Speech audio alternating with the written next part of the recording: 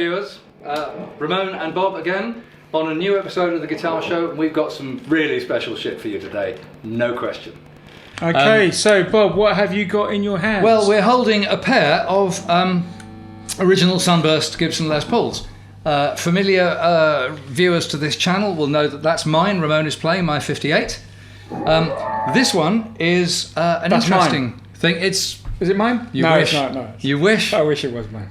This guitar has just come to our knowledge, our acquaintance, if you like. Because do you want me to give a little bit of a backstory here? Yeah, if you like. It all came through the show, didn't it? It did. We actually did a documentary about the Beaner Burst, and at the end of the documentary that we did, I said, wouldn't it be interesting if? I said I believed that it was still in London. I thought that the Beaner Burst was still in London, and we're not saying today that this is a Beaner Burst, and but we're saying that this kind of through that video, somebody got in touch with us that had a Les Paul, and they obtained it in 1972 in London, and I've owned this Les Paul since that time, and this is the first time that it's kind of come out in the public. So in collector speak, it's an uncirculated Les Paul, uncirculated since 1972.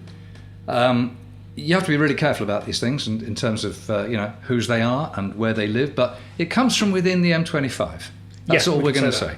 Okay, so it's not from America, it's not from Japan or whatever. No. It's an English guitar, and it's been in this country, as Ramon says, since 72. So what we thought we'd do is we thought I'd just go through, literally talk it down almost from tip to tail, and talk about the guitar, because one of the reasons it's round here is because since I live with one, I know enough about them to spot the odd whoopsie. Right, because goodness knows there are some whoopsies out there in the market. I mean, the old joke is that there were about plus or minus 1,500 Sunburst Les Pauls ever made, and at least 4,000 of them are still around and in good condition.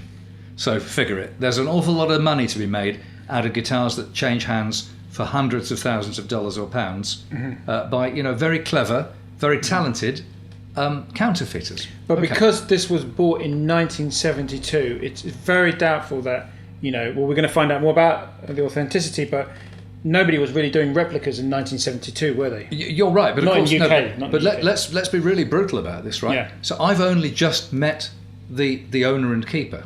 Mm-hmm. Right, and all I've got to go on is that he says he's had it since 1972. So be careful, because you can meet a lot of people out there who said, I've had it since 68, 69, 74, whatever.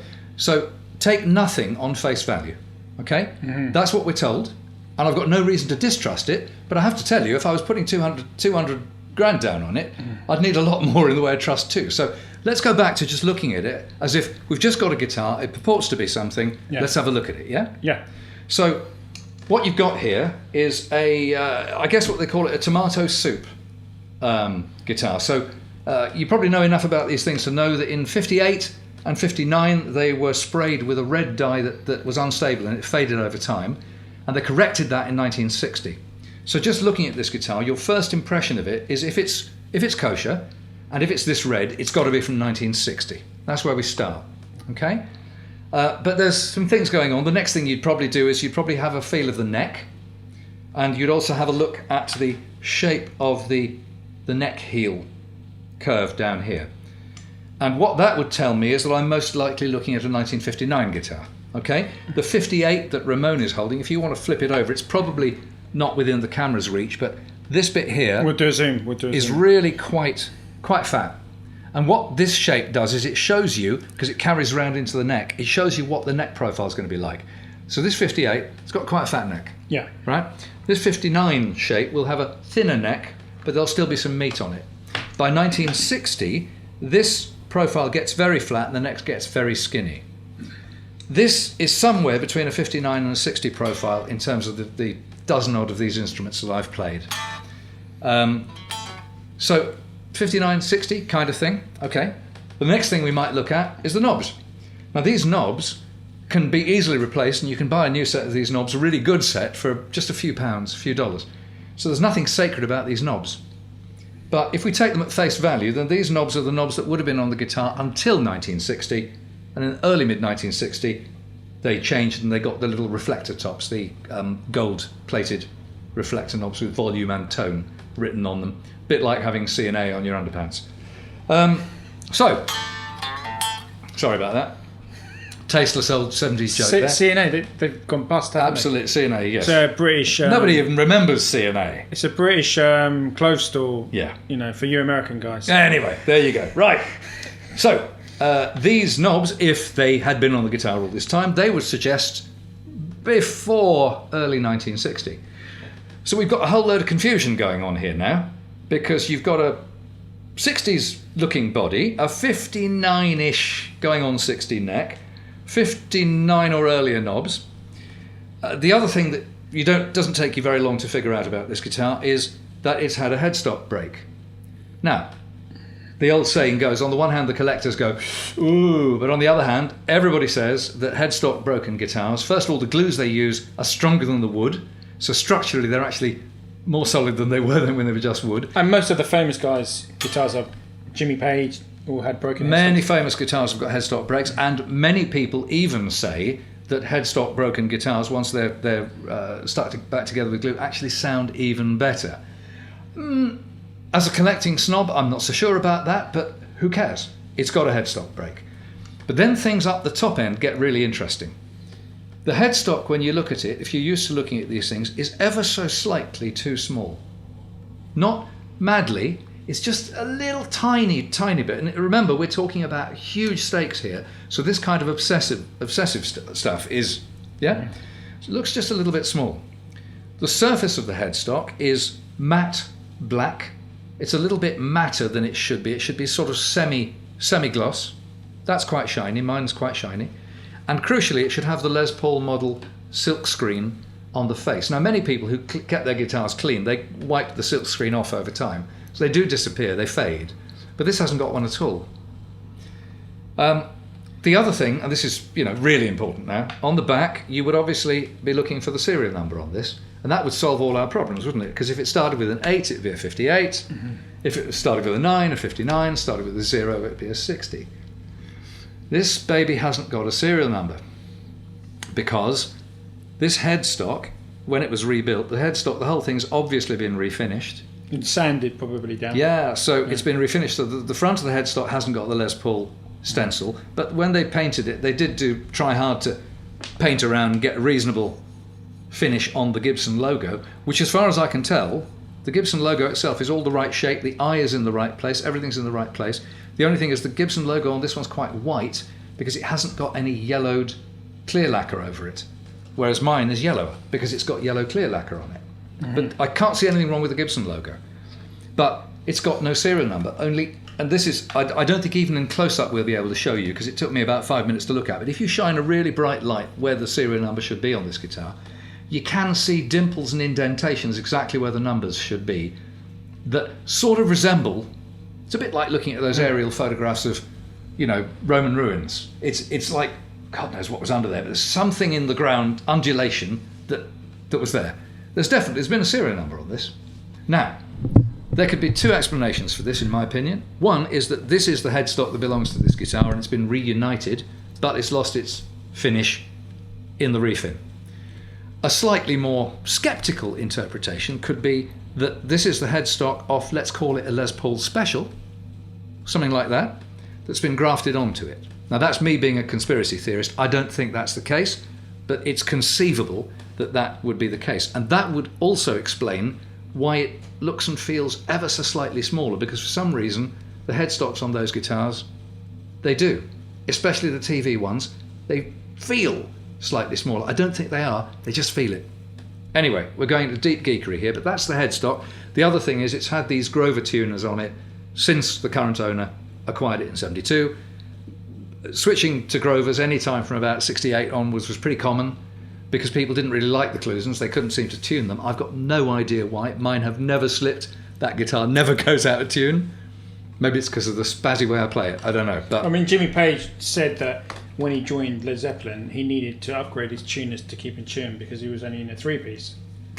So maybe he was bending a lot of string. I don't know. But Grovers are a common period upgrade, and these are old Grovers sitting on the guitar as ever.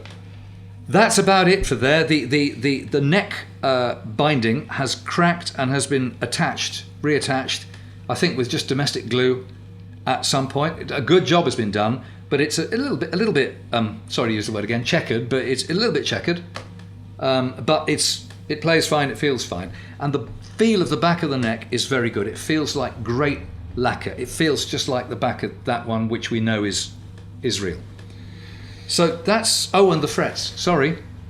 When the current owner acquired this guitar, he said that it had thinner frets. So I showed him the frets on this 58, which are the really 50s Gibson skinny frets. And then I showed him the frets on a 59 Gibson that I've got. It's asking him a lot to recall things from, how long ago? 40, 50 years. 48 years ago.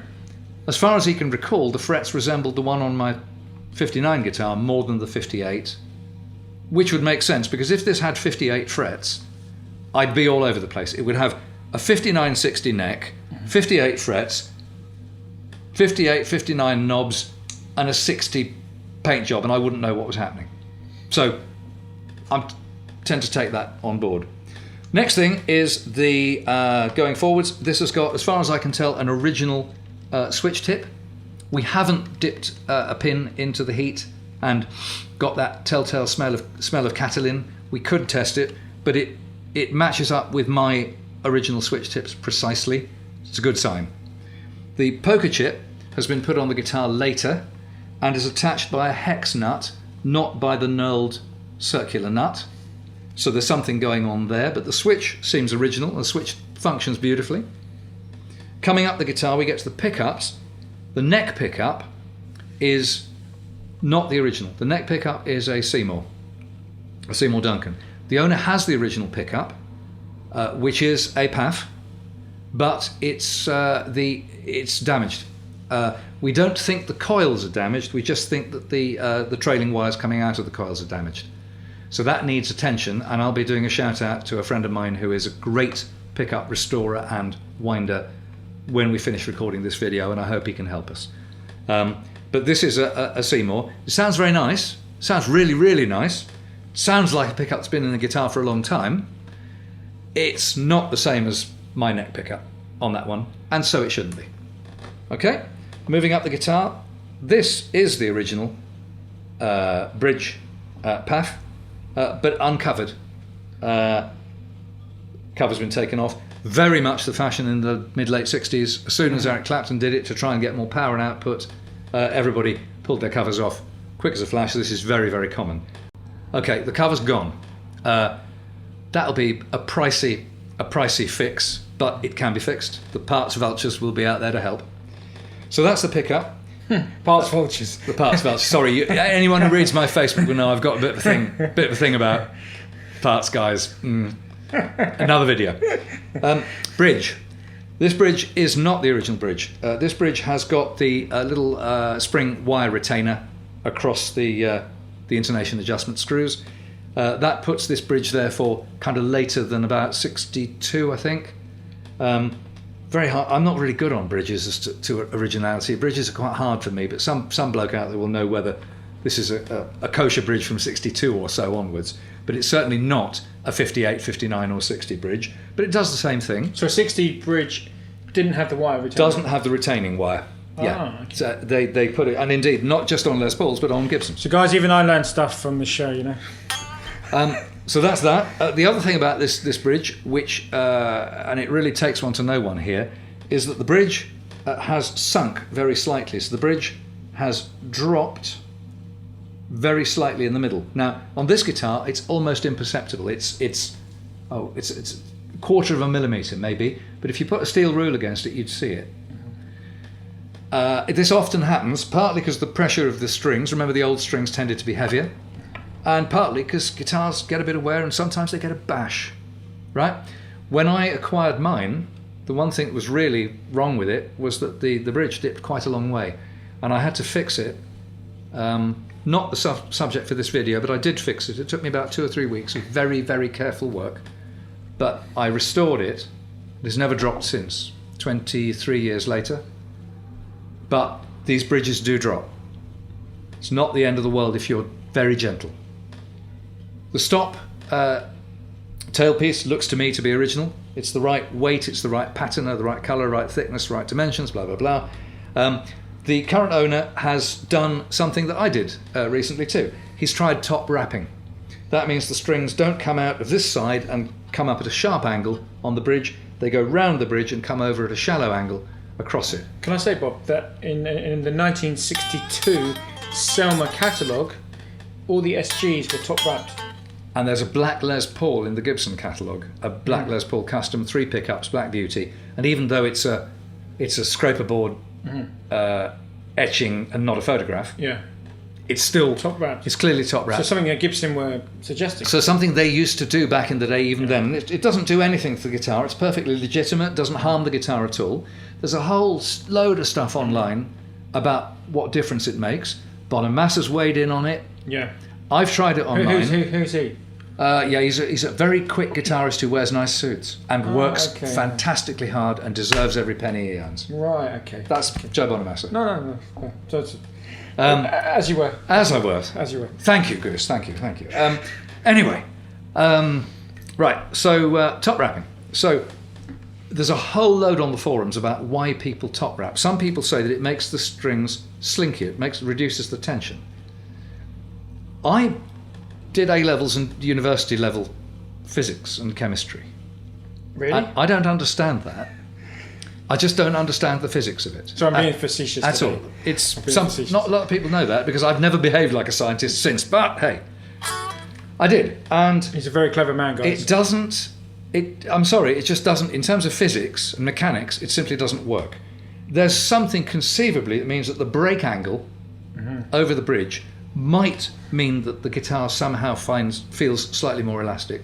But having I think there's a slinky thing, isn't it? It might be a mental thing. Maybe mental. I think it's as much mental as physical because I've tried top wrapping on this guitar.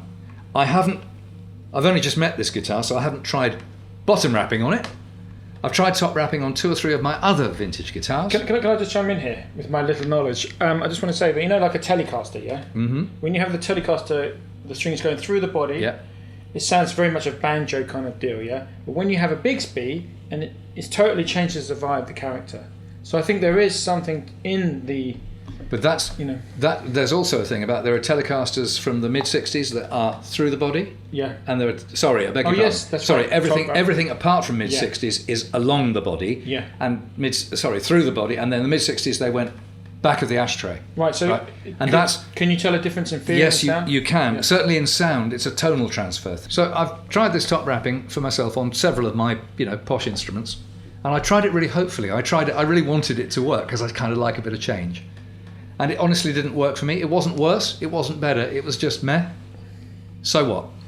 So I have to say, I agree with the people on the forums who say, really? There's lots of people who... I'm going to disagree. Okay. Because I top wrap on my Les Paul, my ESP Les Paul, and I feel it's more slinky. But it could be a mental thing. Could be. But for me, it's a little bit more slinky. I mean, I think the thing is, there are some fabulous players out there who play just bits of rubbish, and there are some rubbish players who play fabulous collectible guitars and all the rest of it.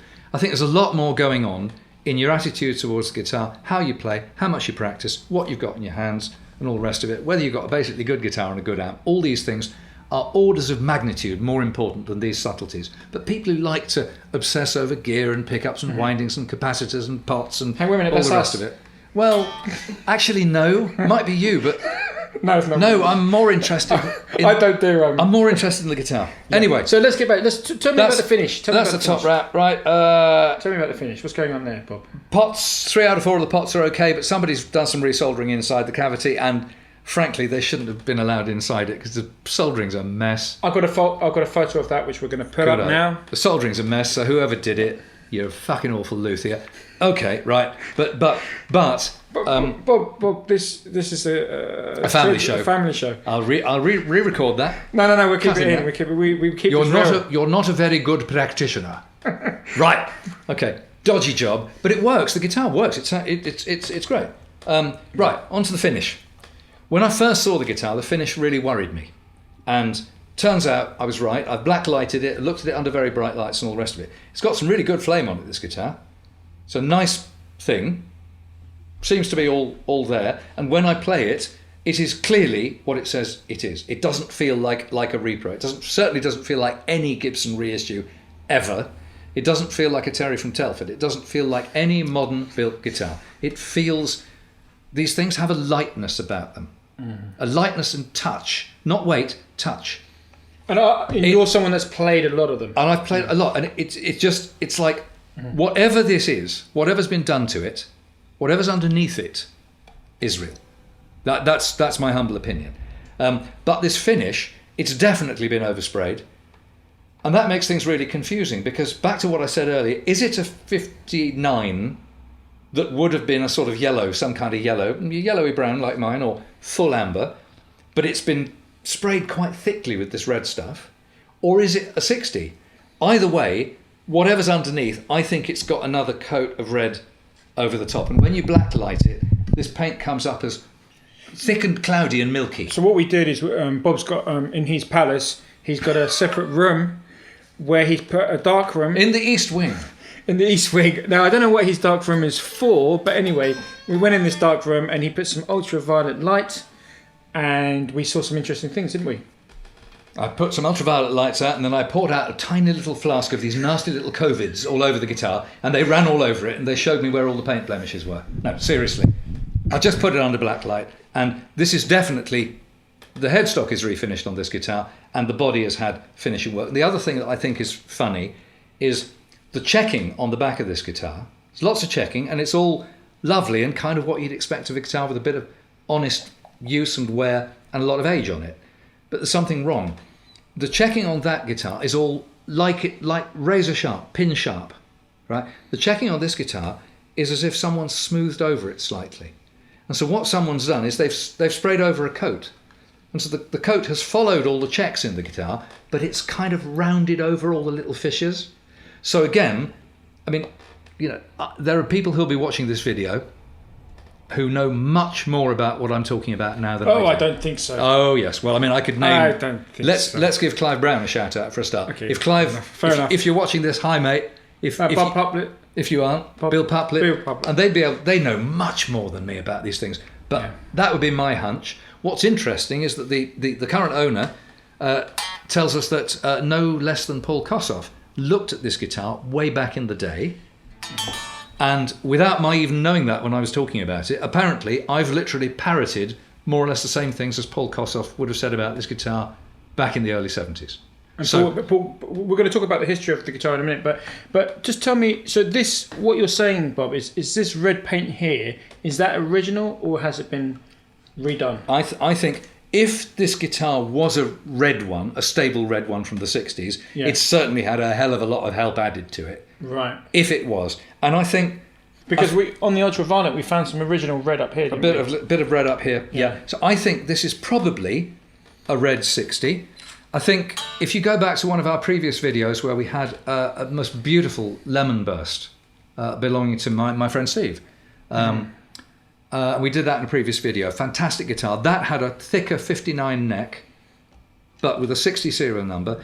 I think this is a 59-ish neck going on 60 on a 60 body. So made in the 1960s. I think it's a 60. I think it's a 60. Right.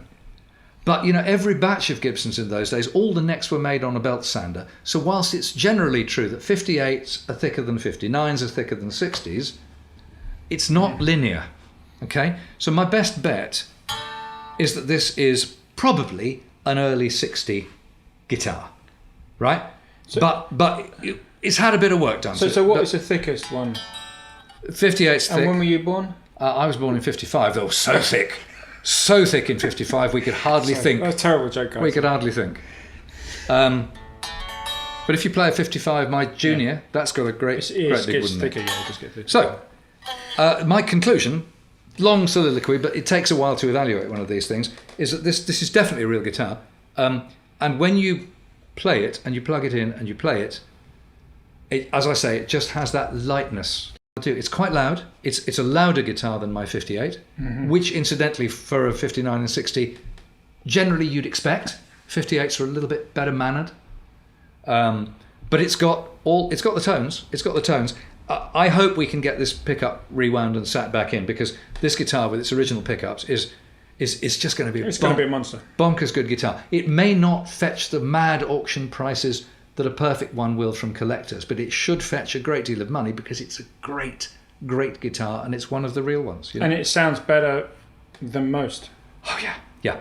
Yeah, I mean, you're always hopeful when you get one of these guitars, because there are dogs. There are some really dead sounding sunbursts. Mm-hmm. It's really disappointing. You go all that way to find one, and but I mean, this just acoustically. I'm always banging on about how a guitar should be good acoustically. Mm-hmm. It's got it. It rings, and when you plug this in, I'll do it actually. Very low volume.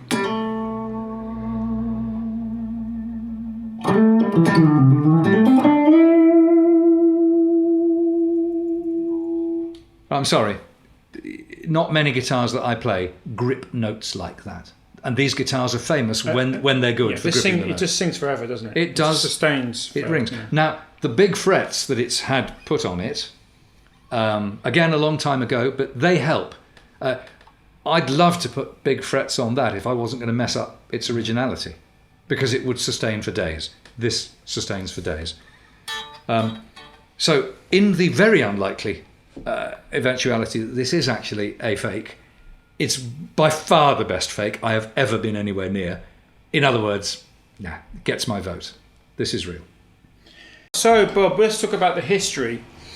So this is really, really interesting, because the first interesting thing about this is there were not many Les Pauls around, especially like in the early 70s or the late 60s even. Very few. If we think about the guitars that, when Clapton was looking for a guitar in 1965, and Andy Summers also was looking for one, and they went to Selmer's to buy them. How many guitars did Selmer actually sell, and how many, in the mid 60s, how many Les Pauls were in the UK around that time? So remember that these guitars, the Les Paul was made between 1952 and 1960. It was gold until 58, and then sales were flagging, so they decided to go for the more conservative Gibson audience who liked sunburst jazz guitars. They did the sunbursts, and these guitars lasted from about, April 58 until about October 1960, something like that. Okay. What's interesting is that at the same time, this is post-war England, and there was an embargo, a trade embargo on goods from America. So, for example, Stratocasters weren't coming into this country until about 1960. So these guitars, production finished more or less the same time as a trade embargo finished. So very few of these guitars could have been shipped to legitimate dealers at the time of manufacture. So that's why most of the Sunburst Les Pauls that were in the UK in the early mid-60s actually didn't come through, they weren't new. They actually came with travelling businessmen or servicemen or musicians, of whom there were very few with these guitars. So there was probably, I don't know, I was there, but I was a child. But Clapton said in an interview in, I think, 1966, he said there were six or seven in the UK at that time. And, I mean, you've got to remember, as Bob said, there was a trade embargo, and Selmer, which was located in Charing Cross Road. They actually got the Gibson dealership in 1960.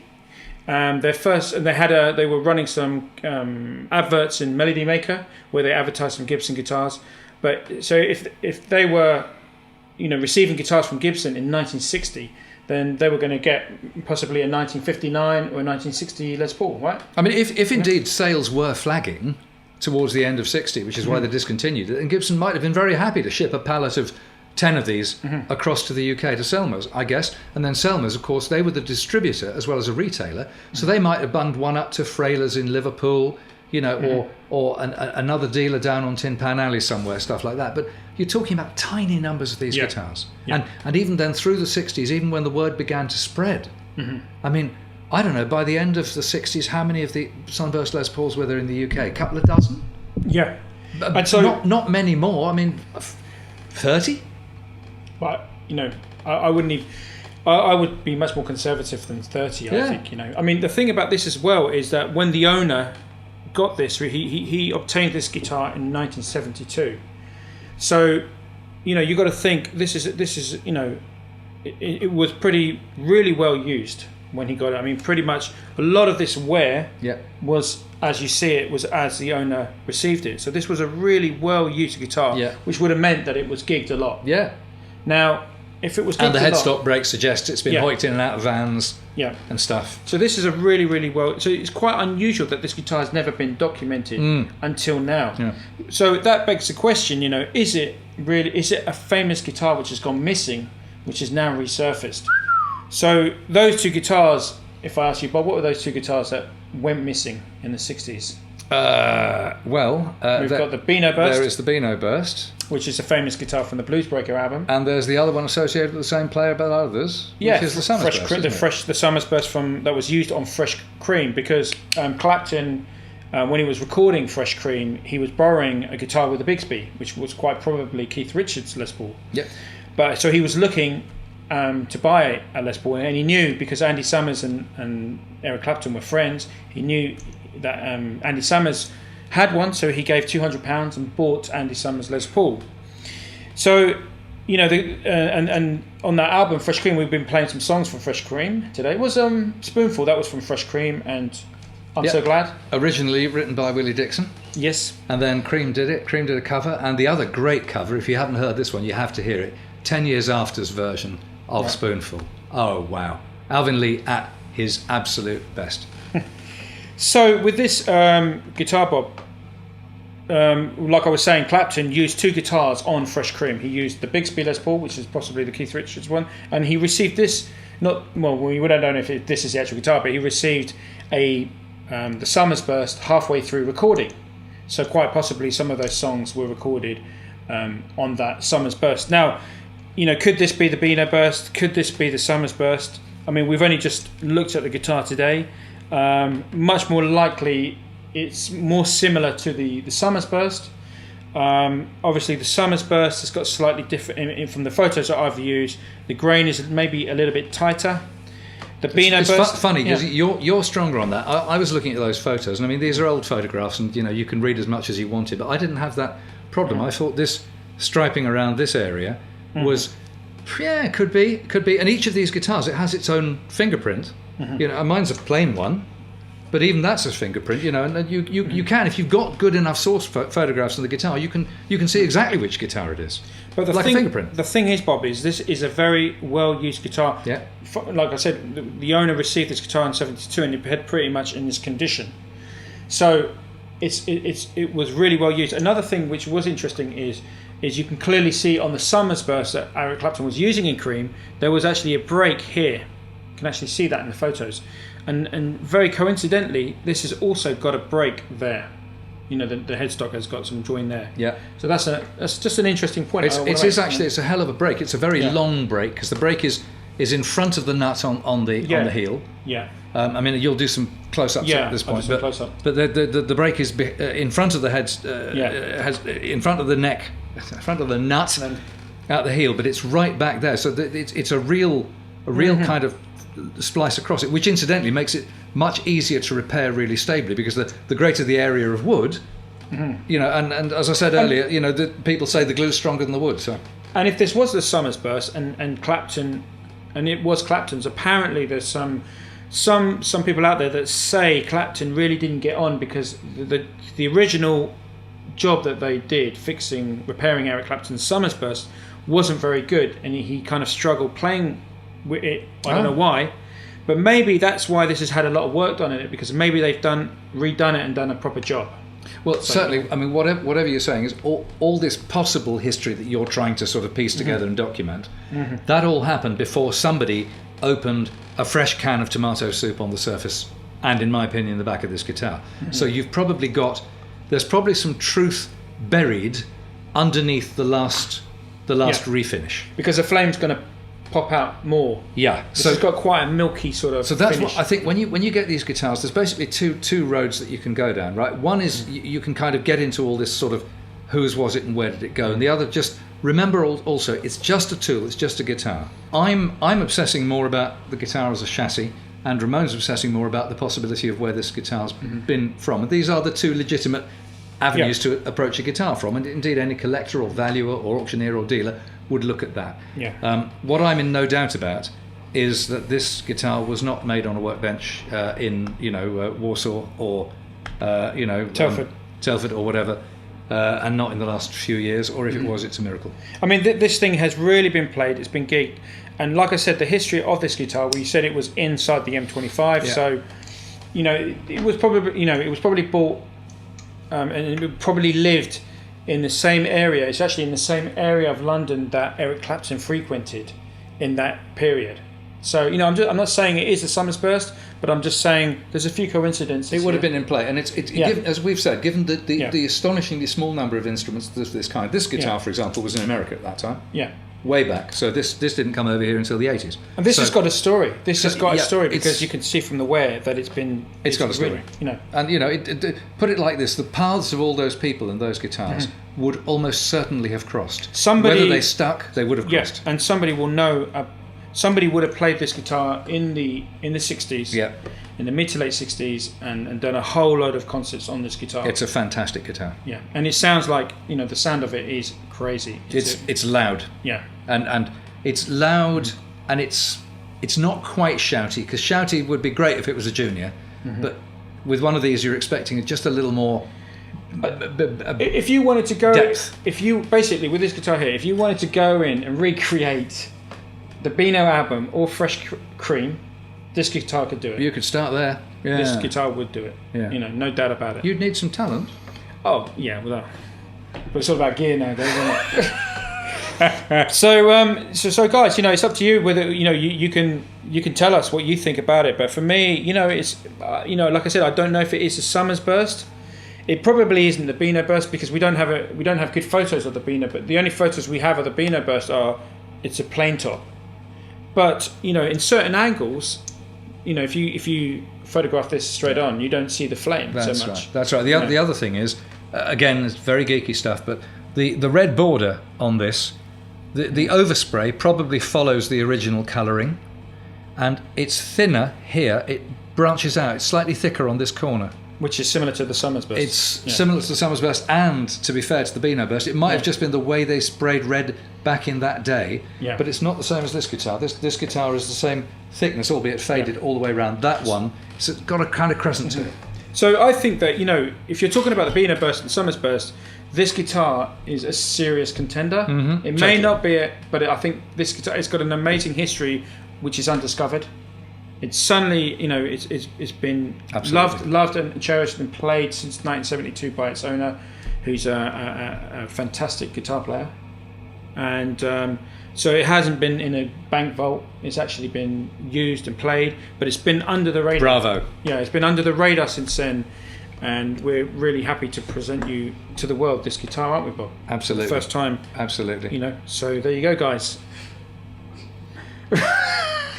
That was an Oscar speech, was it? Was that an Oscar speech? An Oscar acceptance speech, or was it a Trump speech?